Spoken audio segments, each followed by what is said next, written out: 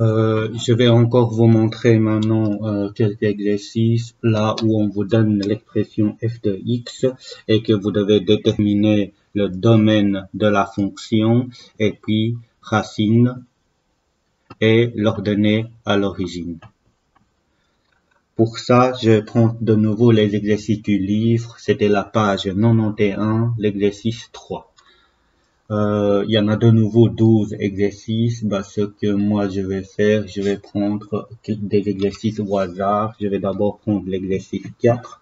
La fonction f de x, c'était racine cubique de x carré plus 3x.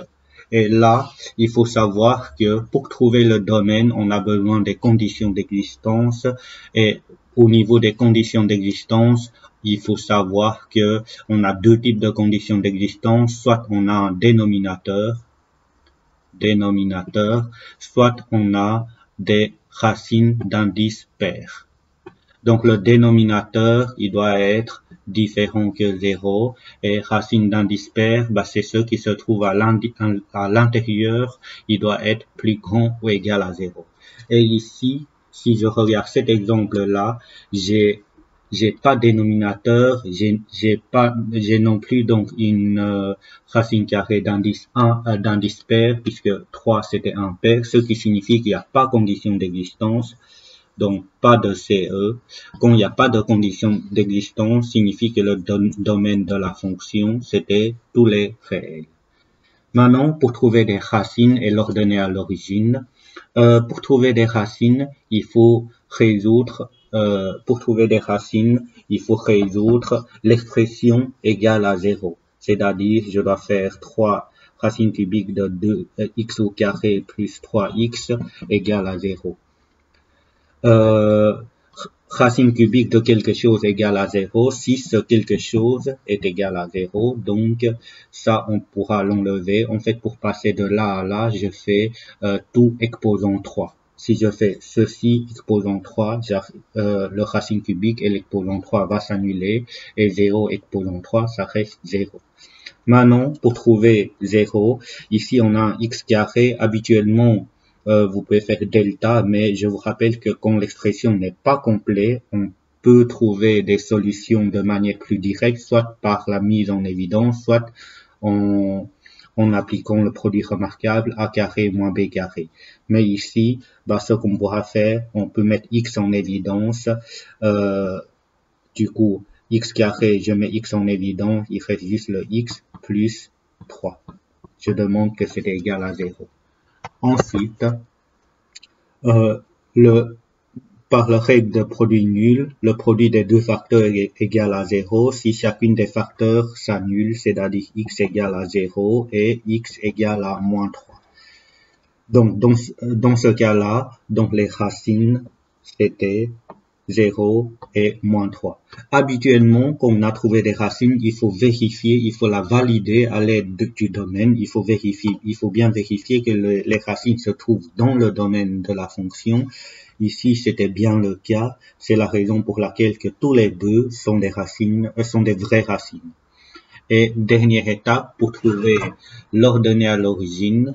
Pour trouver l'ordonnée à l'origine, en fait, ce qu'on est censé de faire, c'était simplement remplacer x par 0. Si je remplace x par 0, je vais arriver à racine cubique de 0 au carré plus 3 fois 0 et on trouve que on va avoir racine cubique de 0 qui fait 0. Ça, c'était donc l'ordonnée à l'origine. Voilà, ça c'était pour le 4. Maintenant, je vais prendre un autre exercice. Par exemple, le 5. Le 5, on a que f de x qui est égal à x sur x moins 1, x plus 2, tout au carré.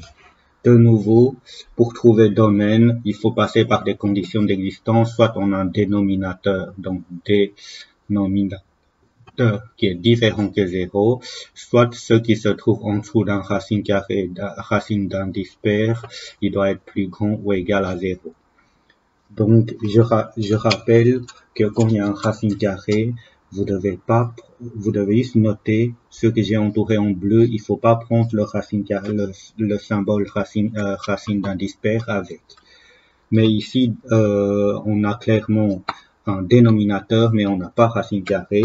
Du coup, la condition d'existence, qu'est-ce qu'il nous dit? Il nous dit que x moins 1 fois x plus 2 au carré doit être différent que 0. De nouveau, si le produit des deux facteurs est différent que 0, soit il faut que chacune des facteurs soit différent que 0. Donc ici, x il doit être différent que 1. Pourquoi? Puisque quand x égale à 1, 1 moins 1, 0. 0 fois quelque chose, ça nous donne 0. Donc on ne pourra pas obtenir cette différence. Donc on doit demander que ce soit différent que 1. Et là, on doit demander que x soit différent que moins 2. Ce qui signifie que le domaine de la fonction, c'était tous les réels, sauf pas 0, mais 1 et moins 2. Voilà. Une fois on a le domaine de la fonction, on peut chercher donc les racines. Là, vous devez faire très attention pour trouver des racines. Normalement, ce qu'on est censé de calculer, c'était x sur x moins 1 fois x plus 2, tout au carré est différent que 0. En fait, on a une fraction, ça a l'air très compliqué, mais vous savez bien que le dénominateur, on pourra la faire passer l'autre côté, et comme c'est une division, quand je fais passer par l'autre côté, ça va devenir une multiplication, mais 0 fois quelque chose, ça reste 0. Ce qui signifie qu'après cette opération, on va avoir x égale à 0. Et racine, c'était bien x égale à 0. Une fois on avait trouvé, les racines, il faut toujours la valider à l'aide du domaine, et 0 était bien dans le domaine qu'on avait calculé, ce qui signifie que le 0, c'était bien la racine de la fonction.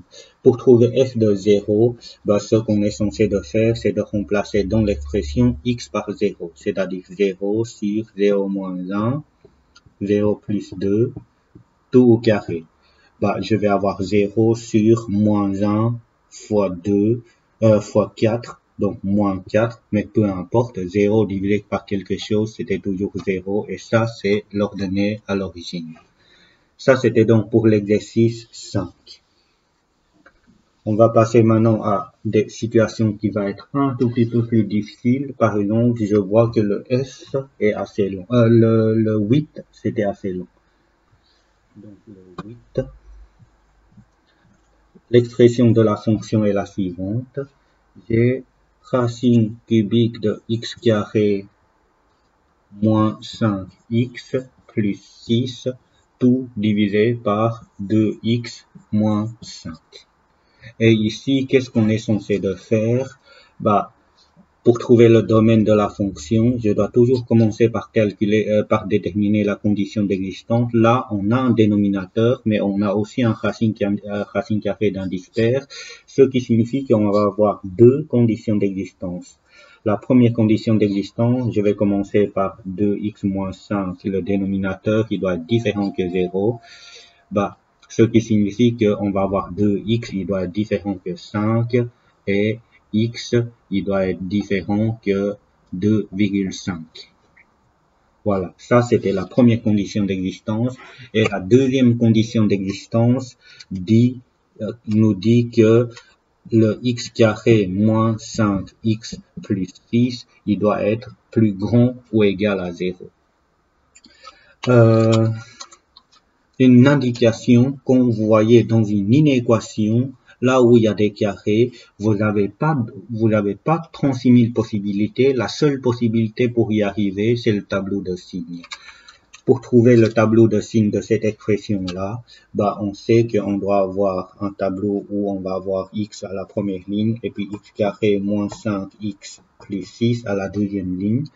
Pour trouver des racines de la fonction, je dois d'abord chercher le delta qui est donné par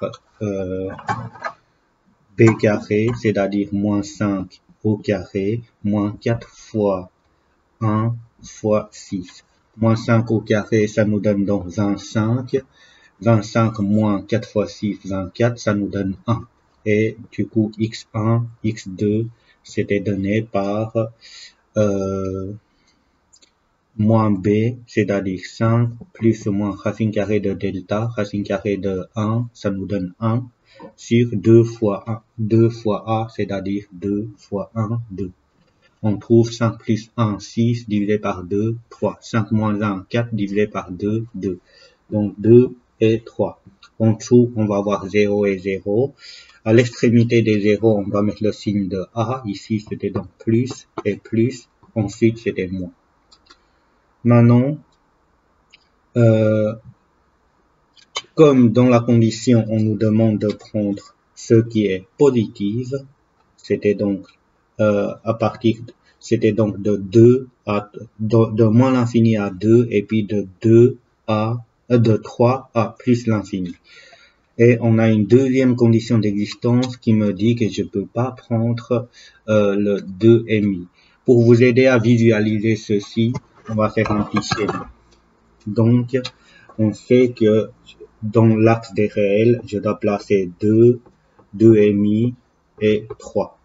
La première condition d'existence me dit que je peux tout prendre, celui-là, je peux tout prendre sauf en 2,5. La deuxième condition d'existence me dit que je peux prendre de moins l'infini à 2, de 3 à plus l'infini. La partie qui est en commun, c'est le domaine de la fonction, c'était donc ceci et ceci, puisque là, il n'y a rien qui est en commun. Ce qui signifie que le domaine, c'était de moins l'infini à 2, et puis de 3 jusqu'au plus l'infini. Ça, on va la compléter. Donc, ce qui signifie que on va avoir le domaine de la fonction, c'était de moins l'infini à 2 et 2 que je peux prendre, union de 3 jusqu'au plus l'infini. Ça, c'était le domaine. Maintenant, pour trouver les racines et l'ordonnée à l'origine, par racine, c'était donc racine carrée de x carré moins 5x plus 6 sur 2x moins 5 égale à 0. De nouveau, ceci, je peux la faire passer par là, mais comme c'est multiplié par 0, ça reste 0. Donc, racine carrée de x carré moins 5x plus 6 égale à 0. Racine carrée, je peux mettre tout au carré pour l'enlever. Donc, on va arriver à ceci. Et ça, c'est quelque chose qu'on avait déjà fait. On doit calculer delta et on avait trouvé que c'est 1, x1, x2. On avait trouvé que c'était 3 et 2. Et les 3 et les 2, c'était bien dans le domaine de la fonction. Du coup, on doit le garder et c'était bien les racines de la fonction. Dernière étape. Pour trouver l'ordonnée à l'origine, je remplace dans l'expression x par 0. Donc, au numérateur, je constate quand je remplace par 0, il ne reste plus que le 6. Et du coup, j'ai racine carrée de 6. Pardon. Donc, quand je remplace tout par 0, je vais bien avoir le 6. Et au dénominateur, je vais obtenir 2 fois 0, 0, moins 5. Ce qui signifie que je vais avoir moins racine carrée de 6 sur 5. Ça, c'était l'ordonnée à l'origine.